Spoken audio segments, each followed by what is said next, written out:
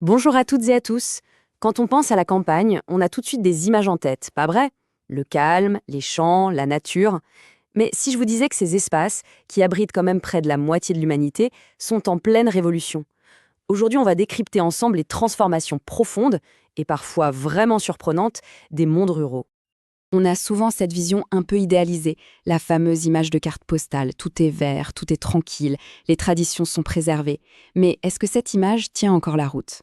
Eh bien, derrière ce cliché se cache une réalité beaucoup, beaucoup plus complexe. Et c'est cette histoire qu'on va explorer ensemble.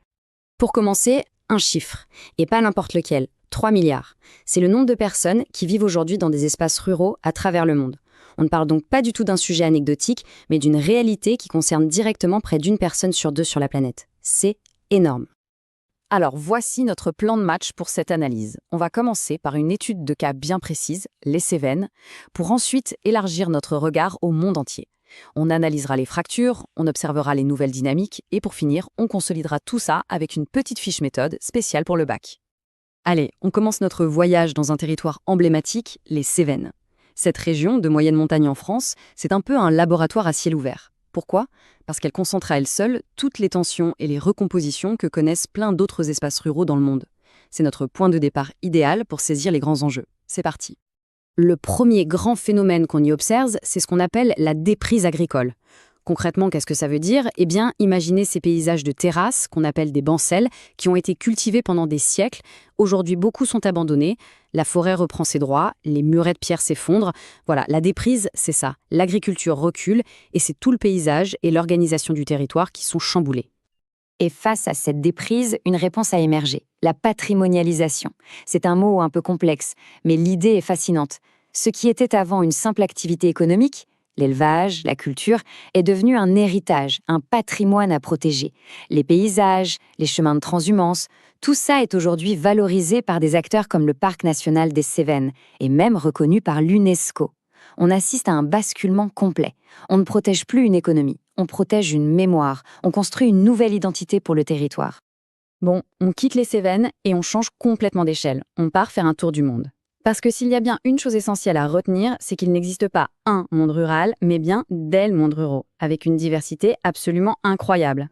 Cette image illustre parfaitement le grand écart agricole mondial. D'un côté, on a l'agriculture vivrière, comme ici à Madagascar. Elle est souvent manuelle, destinée à nourrir la famille, essentielle à la survie de millions de personnes, mais aussi très fragile.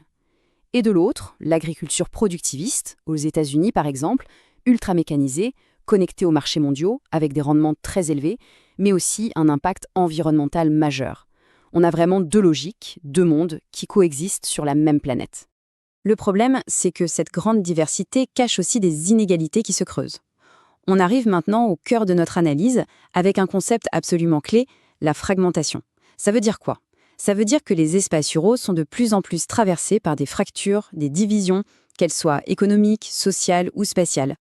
Et ce chiffre de la FAO, l'Organisation des Nations Unies pour l'alimentation et l'agriculture, est sans appel. Il faut vraiment le retenir, les 3/4 des personnes les plus pauvres de la planète vivent en milieu rural. C'est la première grande fracture. Une fracture massive qui sépare notamment les campagnes des pays du Sud du reste du monde.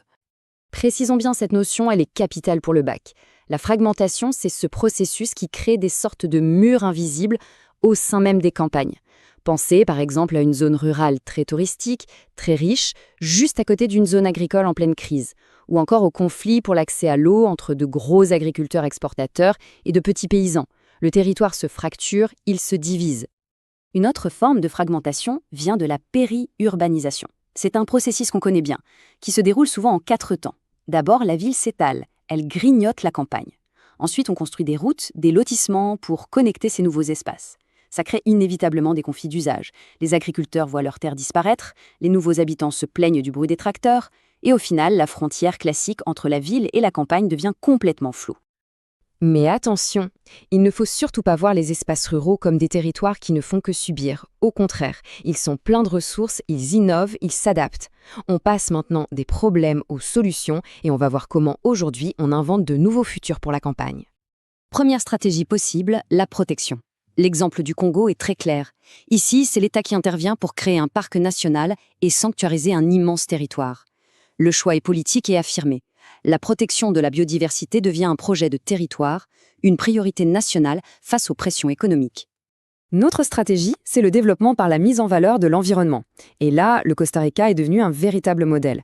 Ce pays a fait un pari, faire de la protection de sa nature exceptionnelle son principal atout économique grâce à l'écotourisme. C'est la preuve éclatante que, non, protection de l'environnement et développement économique ne s'opposent pas forcément. Au contraire, ils peuvent se renforcer l'un l'autre.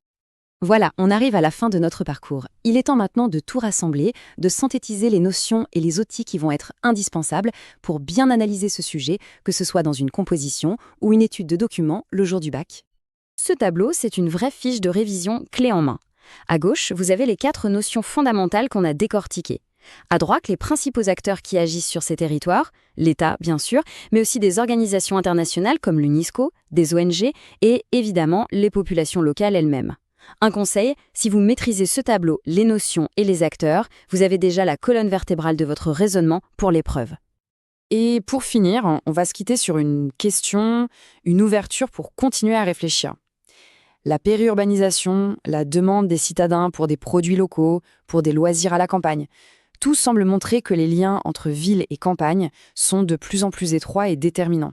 Alors, est-ce que le destin des espaces ruraux se joue désormais dans cette relation, qui est parfois une relation de conflit, mais parfois aussi de complémentarité, avec les métropoles? C'est une excellente problématique, à vous d'y réfléchir.